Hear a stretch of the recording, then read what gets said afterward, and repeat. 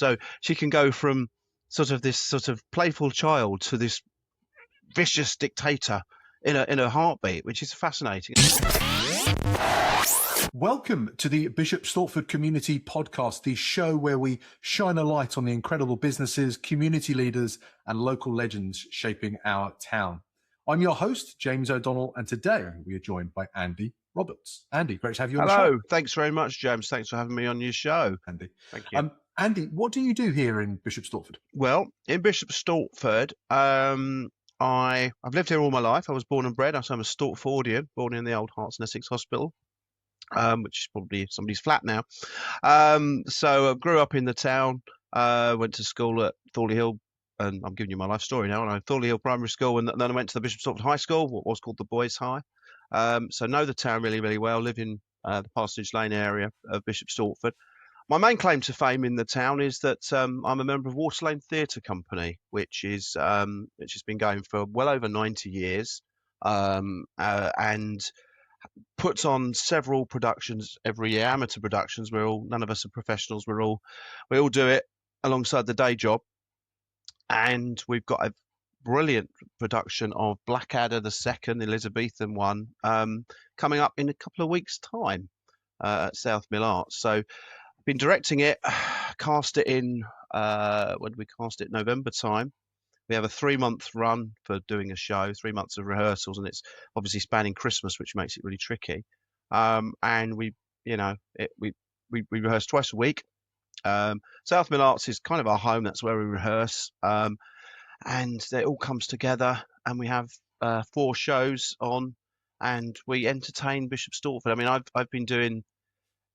been with Water Lane Theatre only for 10 years, so I'm quite a newbie as far as the company goes. And we do all sorts of stuff. We've done some serious drama. We did a couple of years ago. We did Beyond Reasonable Doubt by Jeffrey Archer, which is a courtroom drama, which was brilliant.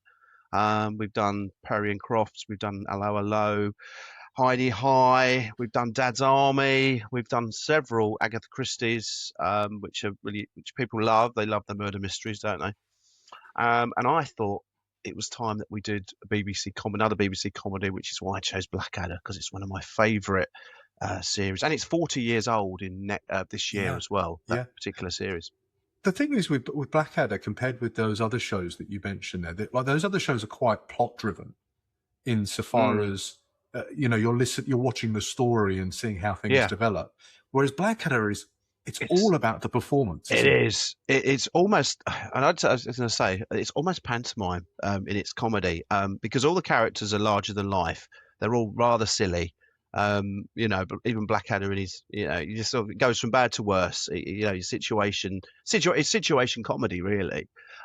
It just so happens that they're in the Elizabethan England with Elizabeth I on the throne. And actually, interestingly, I did a lot of research into this, and I went to an audience with Sir Tony Robinson, who played Baldric in the series. He played Baldric in all the series, actually. And I asked him afterwards. I sort of talked to him about Blackadder, and I said, tell me a bit more about the character of Baldric and the motivation. And it was interesting how his take on it, and how the lady that played Queenie, which is Miranda Richardson, couldn't find the character of Queenie until literally the final rehearsals that they were doing before it was televised, and then realised that Queenie basically she's like a 14-year-old schoolgirl, but she's the most powerful woman in the world, as was at the time. So she can go from this sort of playful child to this vicious dictator in a heartbeat, which is fascinating, and that's kind of how we're trying to portray it. In the shows everyone's that so we're doing. Self-interested, though, aren't they? In Blackadder, everyone's out for themselves. Yeah, absolutely. No one does anything altruistically. It's how can I get ahead? Absolutely, it's all about favour with the court, favour with the Queen, and obviously the fact that if you do anything wrong, you're going to get your head lopped off. And obviously, and that, funny enough, is one of the episodes we're doing. We're doing 3 classic episodes. The dialogue's exactly as you would have been when the BBC filmed it. We're doing episodes that I love. There are only 6 in the second series. We're doing 3. So we're doing Money, which is when Blackadder owes money to the Bishop of Bath and Wells and finds ways to try and get the money back, which is a fantastic episode. The second one we're doing is Head, where Blackadder becomes a high executioner, and all goes terribly wrong when they lock the wrong person's head off, or because Baldric does it and of course gets it terribly wrong, and then Blackadder has to pretend to be someone, and that is pure farce. That is pure physical comedy farce. And the last one we're doing is Bells, mainly because we can have Bob in it, because Bob stroke Kate features in a lot of them, and also Lord Flashheart features right at the end when he comes and steals Blackadder's to be wife, and it's just a classic way of ending the three shows. So they're back to back. They're about half an hour each, as they maybe a little bit longer, because obviously we're doing it live rather than being recorded, which means we haven't got the luxury of pushing stop on a camera and then moving to another set. So our set changing is going to be a little bit creative, but come along and see it, because it will still work. This episode is supported by a proper local clinic just outside of Bishop Stortford. Most people don't wake up planning to see a chiropractor. It's the stiff neck that won't ease, the bad back that's killing your sleep, or that pain that suddenly makes work and family life harder. Takeley Chiropractic help people get out of pain and, even more importantly, stay out of pain. They don't rush you. They take time to understand you and make you feel better. They want to understand what you want to get back to doing, whether that's work, sport, or just spending time with your family. They're a local team, highly qualified, and recently they won an award for outstanding patient care. Have a look at takeleychiropractic.co.uk and see what they're all about. The thing about whenever I looked at Blackadder, although there are sets, and they are, very, very good sets, it's almost designed to be a play, isn't it? Because it's not as though it's all about big set pieces at all. It's conversational. It's people interacting with each other, and it's designed to be on the stage. But it's so reliant. I always thought it was so reliant on that, on Blackadder, on Rowan Atkinson, and the way he portrays Blackadder. But did you find that transition onto the stage challenging for that reason? Well, not really, because the characters are so easy to get into. I mean, obviously you have to cast a show well, and I like to think that I've cast it well. We've got a cast of 19 people. Some people are doubling up. So you've got the six main characters. You've got Blackadder, Baldric, Percy, and you've got Queenie, Nursey, and Melchip, and they're in all three episodes. And then you've got all the sort of, I want to say extras, because they're more than extras, supporting actors, because they're key to the story to keep it moving along. So you've got characters like the Bishop of Bath and Wells, you've got Flashheart, you've got Bob, you've even got Mr. and Mrs. Ploppy, the executioners, and each character, even though they're might have only a few lines, or might be only a couple of scenes, they can steal the scene, and have the funniest lines. And it's I just think Ben Elton and Richard Curtis sort of wrote the second series. Ben Elton got involved just to give it that sort of sharper, sort of new comedy that was happening in the 80s.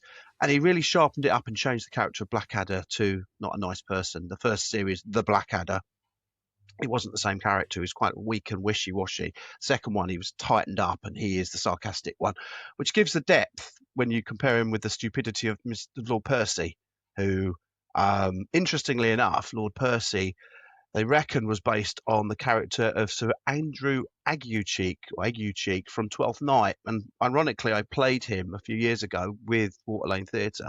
So he's a total dimwit. He's a buffoon, but it kind of, he shouldn't really be friends with Blackadder. And he tries desperately to be his friend, and Blackadder, I don't think, really uses him really. But it's that great contrast that you get between the characters, and they all spark off one another really, really well. The set, again, with the BBC, when you look at the BBC sets, they were quite simplistic as well. Obviously, they were working on a budget, I kind of guess. And so we didn't have to worry too much about sort of really, really flash sets, because the BBC didn't use flash sets. It's more the transition from one scene to the next, which has been the challenge with this one. But we hope we're going to give you some additional action to keep the audience entertained. So there won't be a blank stage with nothing happening. There'll be something happening. I won't tell you what. You'll have to come and see it. And yeah, that's been good. And the people morph into their characters. They really do. Um, uh, we've got some very strong actors. We've got a lot of new people that have come along as well, which is great. We'll bring new people in to play some of more the supporting roles, I and I was returning going to actors. Yeah. I was going to ask that for future productions, how can people get involved? Well, we've got a website, Water Lane. If you pop Water Lane Theatre Company Bishop Stortford into your search engine, you'll find it. Well, we're on Facebook. We're on Instagram. We've got our own website. Um, have a look. If you're interested, there's a membership form you can download, gives you all the details. We've got Shakespeare coming up in the summer. Not that we've got this production to do in a couple of weeks, but we're always thinking about the next one. We've got Shakespeare coming up, which is Comedy of Errors, which is outdoor. Richard Pink, who's actually in the show, he's Lord Flashart, is directing. And again, Shakespeare casts are huge. You're 20 plus people, multiple roles, and outdoor Shakespeare's lovely, especially when it's a lovely sunny day. Not that we've had a lot of sunshine recently, but when it's a lovely sunny day and you're doing outdoor Shakespeare, it's brilliant. And literally your audience is sat at your feet, drinking wine, eating sausage rolls or whatever. Yeah, there's always something. We're always thinking about a year ahead as to what we're doing with the theatre, because you have to book venues and you have to get people interested in doing it. Yeah, yeah, fantastic. Well, we'll definitely link to that. So if anybody's interested in Yeah. getting involved in future productions, and I'm guessing with the increase in population, there's going to be loads of new people coming in that want In to get the town. involved. Yeah. And what a great way to get involved in the community by treading the board, so to It's speak. a great way of meeting people. We don't just Mm. have people on stage. We have people that, I mean, Anne, our costume lady, she has acted in the past, but she wanted to get involved in costumes, and she is a really great lady, to do costumes, because her attention to detail is second to none. She's worked in the industry before, and she knows, when I said, "Oh, I'm doing Blackadder," she knew exactly what style of dress I needed, and we go and hire the costume, and she makes a lot of it as well. But I didn't have to worry. So we've got people in the back making sets. There's so many props involved in live theatre. I don't, unless you've done it before, you probably don't realise how much work goes in behind the scenes. For every one person on stage, there's probably 3 or 4 people making it all work. Sort of pulling the strings, if you like. So if you're into making things, painting, decorating, we've had people wallpapering for this. We use a lot of wallpaper rather than painting to give the right effect.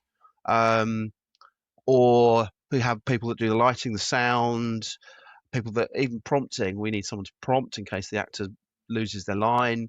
There's a role. I would say there's a role for everybody in the theatre. You'd find a home, even if you didn't want to tread the board. Some people try it maybe once, do a small role, and then think, "No, I'm actually better backstage." Like my other half, for instance, is stage managing this one, and she much prefers.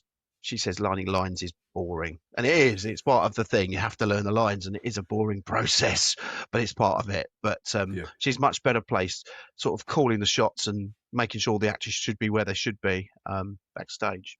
Excellent. Well, I'm sure there'll be people out there that, after hearing about what's going on in the production, that will want to get involved. And if people want to get tickets, what's the best way for us Right. to, Okay. to I'm come just along and going see to. what's going on? Yeah. Well, if you go on the South Mill Arts website, which is southmillarts.co.uk, uh, we're on the 5th, 6th, and 7th of March. So we've got 2 shows on the 7th. We've got a matinee and an evening. Tickets are £19.50 for adults, £18 for concessions, and they're £18 for the matinee as well, so slightly cheaper. We wanted to keep it affordable. We can't compete with the West End, in London. But the advantage is you don't have to travel on a train. You don't have to get to London. You've got a fantastic local theatre which seats about 300 people. Fantastic. It's got brilliant catering facilities. You can go and have a drink, cup of coffee, cake, whatever. Lovely atmosphere. They've got fantastic staff, and a lot of them are volunteers as well. And come and sit in comfort. It's a fantastic rate seating, so you can sit. You're going to not have someone in front of you. You can't see past them. It's professional theatre. Come and have a look. I mean, the tickets are going quickly, so I would say don't leave it too long to buy it. By the time this goes out, there might not be many left, and the matinee's always the one that's hardest to sell. So you'll probably get a matinee ticket, but I just think come and see it. I've been laughing my head off in rehearsal, so I'm fine. I've seen it hundreds of times, and so if I'm finding it funny, I'm sure people out there will find it funny. Blackadder is good enough that you can watch it again and again and again. Yeah, yeah. Definitely, it's not a one and done. And seeing it live, there must be an added something extra there. So Yes. we'll put the list in the show notes. you. If anybody's listening, anybody wants to come along, they'll do that, and we'll share it across the socials as well. Thank you. To help out there, Andy. All right, thanks very much for taking me through all of that. Are you ready for some Stortford Spotlight questions? Yes. This episode is brought to you by True Tone Media. If you want a podcast, testimonials, or a better way to tell your story, but you keep feeling stuck because video feels awkward or cringe, that's exactly what we fix. True Tone Media creates conversational video for your business without that cringe. If you know you need to produce content but don't know where to start, hit the link in the show notes and we can have a chat. Okay, back to the show. Fantastic. These are 3 super fast questions that we ask every guest that come onto the Bishop Stortford Community Podcast.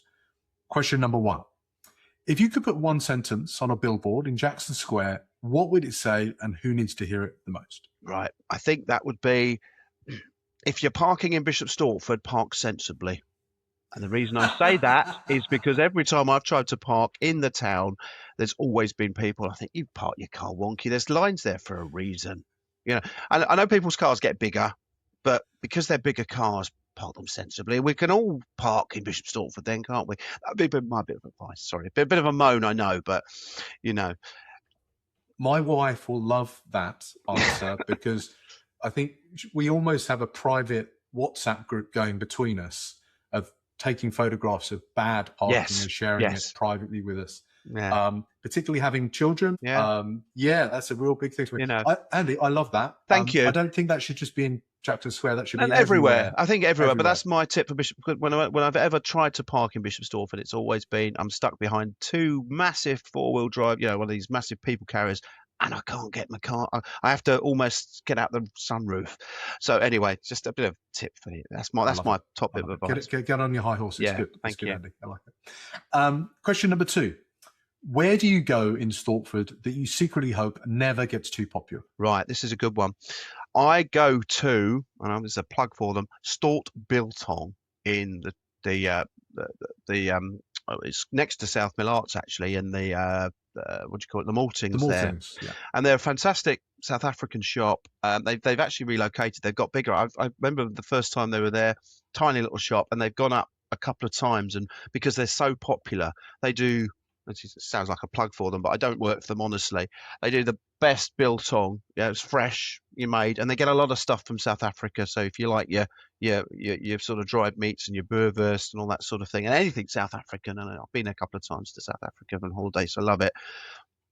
Go there and they're really super friendly, and they have lovely braai, which is like a barbecue sometimes when the weather's nice as well. So there you go. That's my place. I'm sure it's probably more popular than probably most people know about it, but I found it by accident. It's the first shout out we've had for them on the show. They are due to be guests at some point over the next few months, because they are absolutely flying. As a business, they're doing really well. Their social media content as well is probably the best in Bishop Stortford. Oh, that's so it's not a secret then, is it? Everyone knows about them. And there's quite a lot of they do really well. Yeah, South Africans that live around this area as well. I think they get a lot of people going along and buying the food that they were used to at home. Yeah. But you have to get in there quick. Has a lot to do with a lot flies off the shelf. If you go in there and ask for a bar one chocolate bar, they'll say, we haven't got any in at the moment, but we'll get some next week. So you have to, it's depending on timing really, but it's a really great little venue. Yeah, that's a great shout out, Andy. Thank you. Okay, question 3. Who's doing something special in town that more people need to know about? Can I just plug us there? Because I really think we're the Water Lane Theatre. I'm not sure how many people know that we exist. So I'm going to plug Water Lane Theatre there again, I think, if I can. Okay, so because we spoke about who can help out there, who do you really need at the moment for the next few productions? What kind of people? We probably need more backstage people at the moment than people on stage. We've got quite a wide range of people that do stuff on stage. backstage, I'd say people with technical skills with woodwork and sort of like, making things skills, it's always in demand. They're the ones that we tend to sort of go, right, who are we going to get? Oh, right, and we have to call in favors. So I would say backstage people, technical scenery making people are the ones Yeah. we really, really need. That we seem to sort of struggle to get sometimes. So yeah, that's the shout out really. Brilliant. Well, look, we've put it out there. Thank you. It's in the ether. People will listen to this and watch this, and they might not be able to do it, but they might know they got a daughter or a friend over there Yeah, who's really interested in creating that yeah, kind of stuff. Let's get them involved. yeah. Thank you. And what a great way to invest in the community as well, Yeah. if that's what you can Yeah, do. because we're not for profit organisation. Everything we make goes back into the next production. So we have a reserve of money, obviously, but it's because of the success of previous shows. I always say, when I do a show, when I've directed, this is the third time I've directed a show. I always say I'm standing on the shoulders of giants because there's so many people that have gone in the last 90 years that have put their heart and soul into it that we wouldn't exist without their work, if you like. So I always think it's the reputation of Water Lane that's always on the director's shoulders every time we do a show, and we always hope it's going to be a good one. That roll call of previous directors and previous productions must be incredible. It is. I hope Yeah. that's maintained somewhere. We do. You know, We do a keep big an list. archive, and we're actually going to be in the hopefully in the carnival this year, Bishop Stortford Carnival, and have a stall on the on the field. So you might well see us walking in the parade, and you might well come and see us on our stall and have a look at some of our archives, some of our pictures from shows in the past. Might be people in there you might know, which would be lovely. Because so many people must have come through our doors over 90 years. You can imagine. We only stopped during the last war. That was the only time we ever stopped putting shows on. So yeah, it'd be nice to come and see us at the Bishop Stortford Carnival in June. I think it is, isn't it? Yeah. Finally, where's the best place for people to find you online and get Right. So involved? what we are, waterlanetheatre.co.uk is our website. And as I said, everything's on there. You can see all our past productions. You can see there's a form to download. We've got there's all our links to if you want to email us, there's an email address there which I can't remember off the top of my head at the moment, but it's all on that website. If you need to contact us, if you've got any, I'd like to join, it's a form to download. We're very welcome, and we'll honestly come along, talk to us. You might think, oh, do you really? I've got this really niche little thing that I'd like to do, and we might go, okay, brilliant, we'll go with it.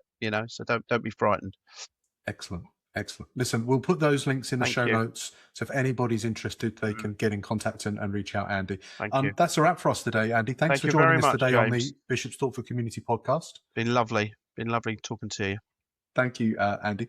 If you're out there, if you've enjoyed this episode, the best way to support us, the podcast, is to hit follow, leave a quick review on YouTube, Apple, Spotify, wherever you're watching this. We're actually now on Amazon Music as well. And then share it on your socials so more people in town can see the conversations that we're having. And maybe share it with someone in town who's not on social media that might not have seen the podcast before, because you never know, they might be interested in what we're talking about. And if you've got a local legend, someone like Andy, who's directed 3 plays already in Bishop Stortford that we should feature next on the show, drop their names in the comments and I can reach out to them and get them booked onto the podcast. That's very easy for me to do from my side. Andy, thanks again for joining us on the Bishop Stortford Thank Community you for having podcast. me on here, James. All right. No worries, Andy. Have a good day. Bye.